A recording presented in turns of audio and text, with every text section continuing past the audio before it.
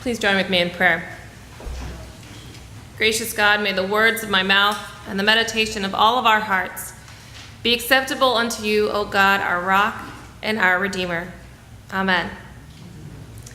Many of you know that I traveled with 41 Norfielders to Baltimore this year for this year's mission trip.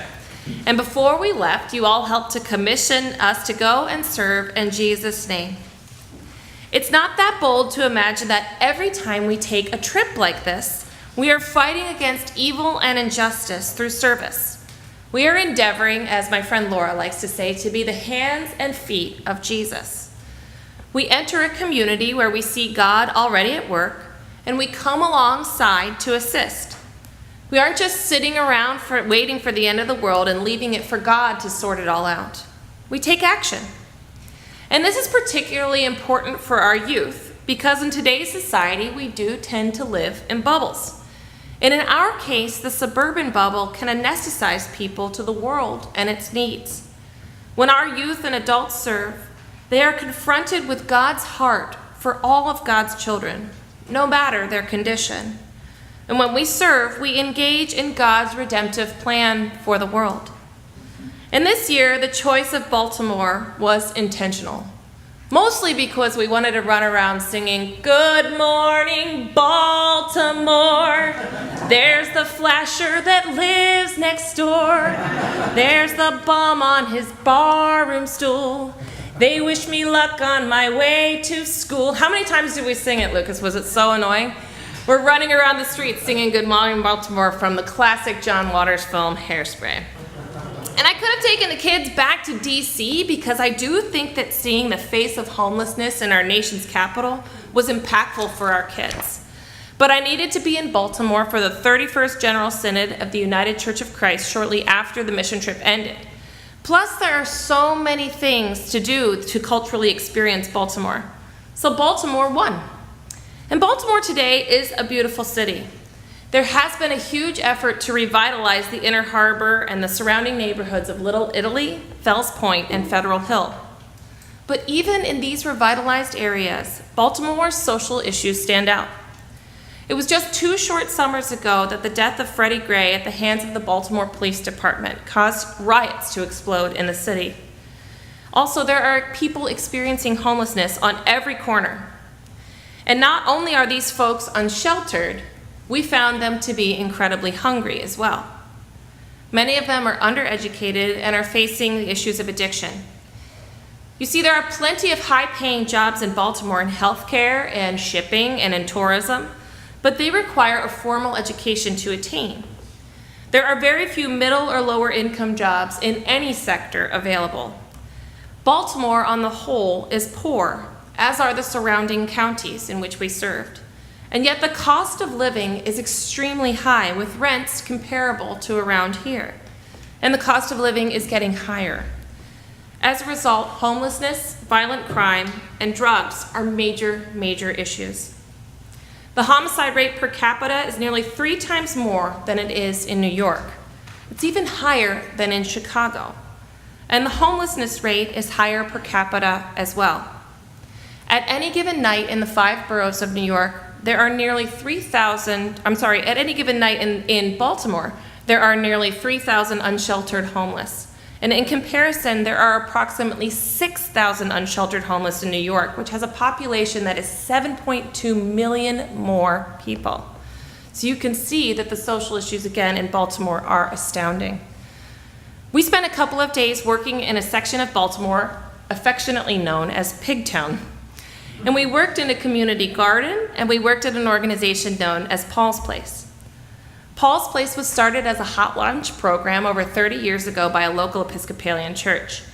And it has grown into a school for pre-K through GED programs, a community center, a shelter, as well as a laundry and shower facility for those experiencing homelessness, a health and wellness center, as well as a place that offers case management for people transitioning out of homelessness.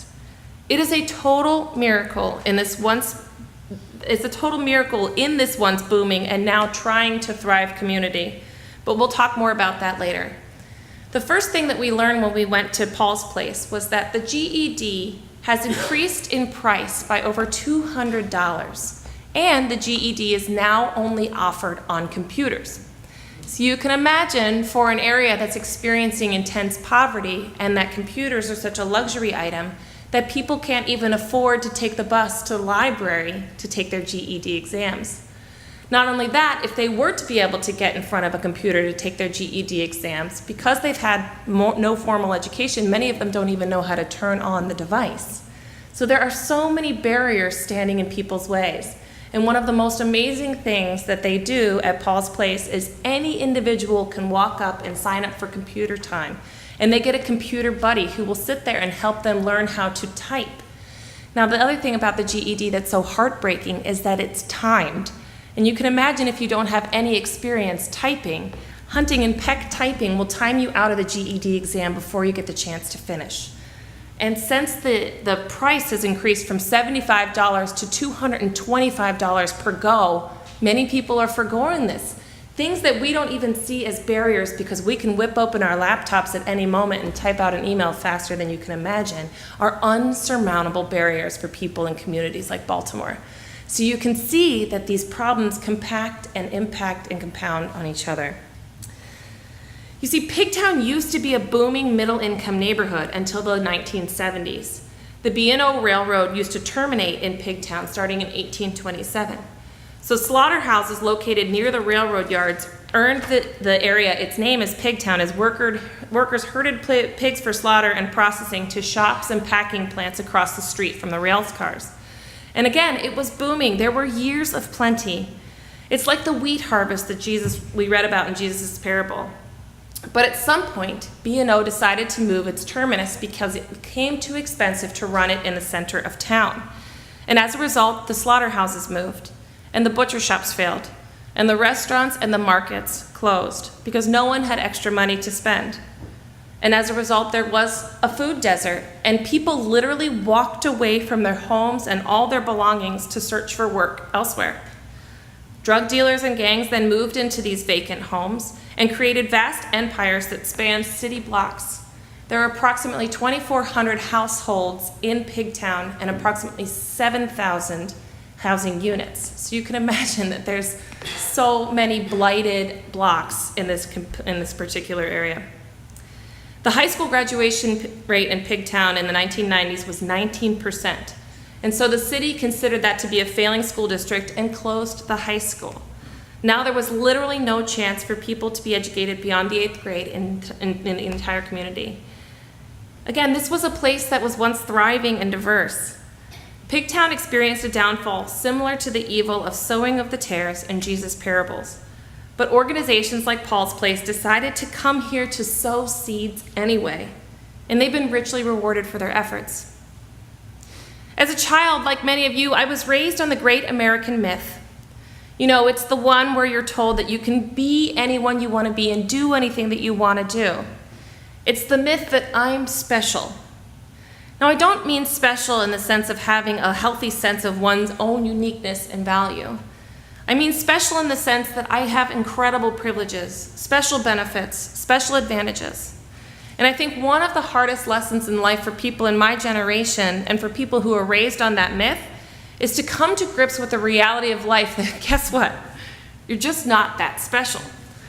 The reality is that each one of us is born with a set of circumstances, a genetic inheritance, and a personality that, try as we may, we can no more change than a leopard can change its spots or a zebra its stripes. I think my generation has greatly suffered in trying to accept the fact that we just aren't that special. And it seems to me that religious perfectionism thrives on the desire to be special in God's sight. In fact, I think that's putting it mildly. Religious perfectionists have used all kinds of strategies to guarantee that they get to be special people in God's sight. And one of those strategies is reflected in the parable from our gospel today. It's all about making us against them. It's a parable that is difficult to understand because perhaps it has been tampered with in order to make a point. The community that Matthew was writing for and preaching to was probably struggling with the fact that although they still identified as Jewish, they had been thrown out of their synagogues for worshiping Christ. They were feeling displaced, and they were struggling to identify themselves and justify themselves in the face of rejection. The parable itself seems to talk mainly about the difficulty of separating good from evil in this world. And Jesus tells us that the kingdom of heaven in this world is like a wheat field where a saboteur has sown seeds among the grain. Those seeds are weeds. But the farmer and the landowner says, let them grow together and we'll separate them at harvest, because if you pull them up now, you will uproot the good with the bad. Jesus must have known his weeds well, because the meaning of Jesus' parable about the wheat and the weeds becomes clearer when we look at the specific kind of weed that he talks about. They're called tares. It's a bearded darnel. It's a species of ryegrass, and the seeds have a strong soporific poison, which I had to look up. It means it makes you very sleepy. It's like tryptophan times 10. And it can also kill you, so bad. It bears the closest resemblance to wheat until the ears appear, and only then is the difference discovered. It's grown plentifully in Syria and Palestine. So the problem with taking the hoe to the evil weeds of the world is that good and evil sometimes look so much alike, and the difference only becomes clear later. This is the main theological question that Matthew's parable seems to raise. We acknowledge these difficulties. We acknowledge our need to dwell in the discomfort and to resist any definitive test to secure answers that surely demand far more deliberation than an hour in church each week can justify. To truly engage these theological questions, you've got to get outside of yourself. You've got to go into God's world, and you've got to serve. Matthew's parable this week is in one sense a warning. Lest we think we have it all figured out how to judge good from evil, moral from immoral, and right from wrong, virtuous from unvirtuous, think again. Pigtown was thriving, but corporate interests didn't care about the people they were supporting. Rather, they saw their profits dwindling and moved to maximize the almighty dollar. As a result, an entire community has suffered for generations. This is evil. This is unjust. And it's happening all over America, and in fact, all over our world in all times and all places. Therefore, this is the time for some prophetic proclamation, pointing out the places in our history, in our present, where evil is biblically justified, theologically, morally, and socially. And the impact of this evil is what we saw every day when we were in Baltimore. Indeed, we saw the impact of evil, but we also saw the impact of good. Paul's place grew out of Pigtown. The wheat and the tares were sown together. God, the Creator, saw the good and allowed it to thrive. And now we saw evil going by the wayside. And we see this in our neighbors working together here. We see it in our church. And every day God opens our eyes to little ways that we can combat injustice. May we do it so with open hearts and open minds. Amen.